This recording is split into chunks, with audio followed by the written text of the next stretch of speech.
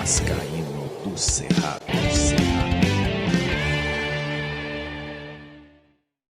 Fala galera vascaína, eu sou o Thiago Fontes, falo direto de Brasília, Distrito Federal, trazendo mais atualizações sobre tudo que tá rolando no Vasco. Deixa o joinha, deixa o like, se inscreve no canal, segue as redes sociais no TikTok e Instagram, @Vascaíno do Cerrado, e se liga nesse recado.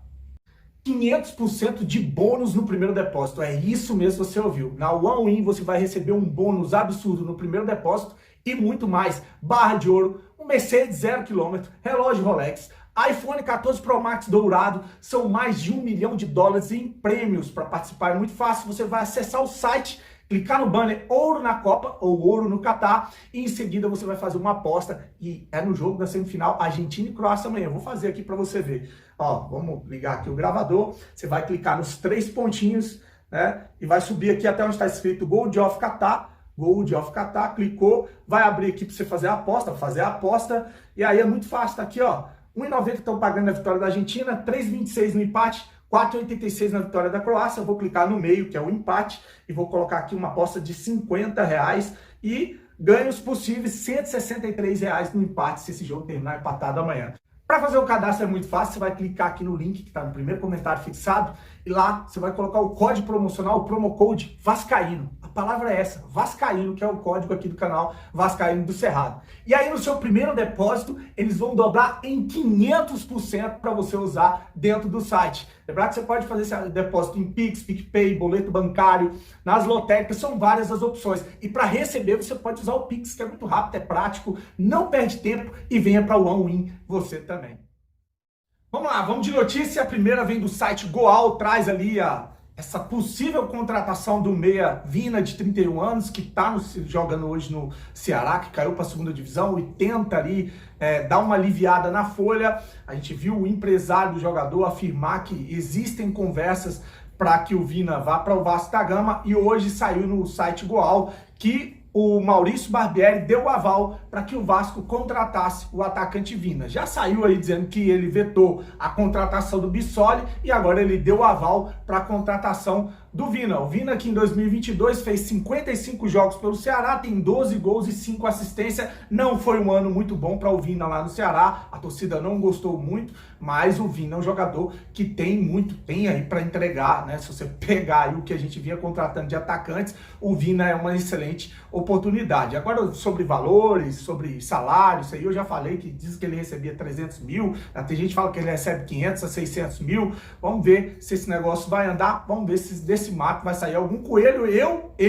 Aí, tá vendo como é que eu critico quando é para ser criticado? Se contratar o Vina, eu vou elogiar. Eu acho, apesar de muitos aí não gostarem, eu acho ele um bom atacante, um bom jogador aí para fazer parte do elenco de 2023. Bom, o lateral Mateuzinho do Sampaio Corrêa, que foi especulado no Vasco, não vem, né? Saiu hoje também uma matéria dizendo que ele fechou com um time da Rússia. Ele vai ser emprestado para um time russo, então o Mateuzinho não vai ser o lateral que vem jogar no Vasco da Gama. Tem várias negociações aí que falaram, desde que a gente virou SAF, que estavam em andamento, que acabaram não dando em nada, né? Você vê o Terans, o Vojvoda, o Pedro Henrique, o Kelvin, o Reinaldo, o Capixaba, o Mateuzinho, o Paulinho e tantos outros aí acabaram não vindo. Aí porque quando contrataram o Pedro Raul, eu vi um monte de gente publicando, principalmente os emocionados, porque a gente tem que ter serenidade, é uma ótima contratação, mas comemorando o fato chamando o Paulo Brax de um excelente negociador por ter feito o valor do Pedro Raul cair de 18 milhões para 10,4 milhões de reais. Ok, legal, vamos bater parabéns que ele conseguiu reduzir. Agora, se ele usou desse mesmo tipo de artifício para ficar tentando contratar jogadores, dando valores de pechincha, talvez explique por que o Vojvoda, talvez explique por que o Terans, que falaram que o Terans ficou muito caro, talvez explique por que esses jogadores acabaram não concluindo as negociações com o Vasco, negociações que, segundo os jornalistas que cobrem o Vasco, estavam em andamento a todo vapor e já cravavam muito desses jogadores no Vasco da Gama. Olha, o site torcedores.com entrou em contato com o presidente do Tajeres e vai trazer um pouco disso que eu estou falando para vocês aqui agora, para perguntar sobre a proposta que o Vasco fez para o atacante Diego Valois, de 2 milhões de dólares pelo jogador, cerca de 10 milhões de reais, ou quase 11 milhões de reais, né? E o presidente lá do Tajeres disse que com esse valor o Vasco só vai levar o braço do jogador, fez deboche, inclusive saiu na OneFootball, saiu em outros sites aí, dizendo que o presidente do Tajeres debochou da oferta, ou da proposta feita pelo Vasco, pelo atacante Diego Valoyez, né? Aí tem algumas questões que a gente tem que debater, né? Eu até publiquei isso lá no Instagram, gerou um debate do caramba. Ah, mas o jogador, porque o presidente do Tajeres quer 9 milhões de dólares nesse jogador. 9 milhões de dólares é muita grana, cara. É quase 60 milhões de reais. Não vale, não vale. Né? Aí diz que tem um jornalista que falou que acerta em 6 milhões. Se chegar a 6 milhões, eles fecham aí a negociação. Ainda acho muito dinheiro. Aí o Vasco faz uma proposta de 2 milhões, o presidente do Tajeres vem zombar, fazer gracinha, piada com a proposta do Vasco. Então a gente tem aqui que ver o seguinte, vale essa grana toda? Ah, não vale, esse jogador é um jogador comum. Então pra que vai atrás de uma porra de um jogador comum? Eu quero grandes contratações. Ah, mas jogador bom custa caro, mas foi isso que os caras prometeram. E ainda tem uma situação quando a gente vai criticar, por exemplo, quando eu falei lá da situação do Pedro Raul ter sido comprado fiado para o próprio Vasco pagar, aí tem gente que fala assim, ah, mas o Fluminense contratou fiado também, ah, mas contratar fiado, parcelado, o Flamengo faz, o Palmeiras, o Atlético, beleza, só que a gente espera ver materializar os milhões aí prometidos pela 777 Partners.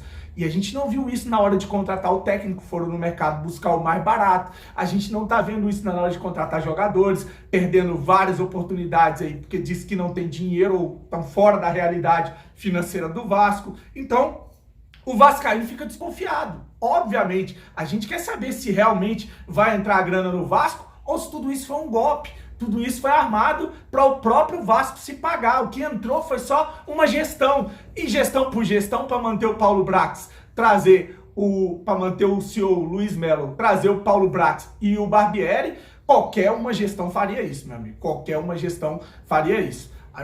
As únicas coisas que eu vejo aí que hoje que dá para elogiar da 777 Partners é a disputa pelo Maracanã, a briga lá, não deixar o Flamengo ser o único no Maracanã, essa briga aí com o Campeonato Carioca, também é um ponto positivo, e os salários em dias. No mais, o resto, gestão e a montagem do elenco.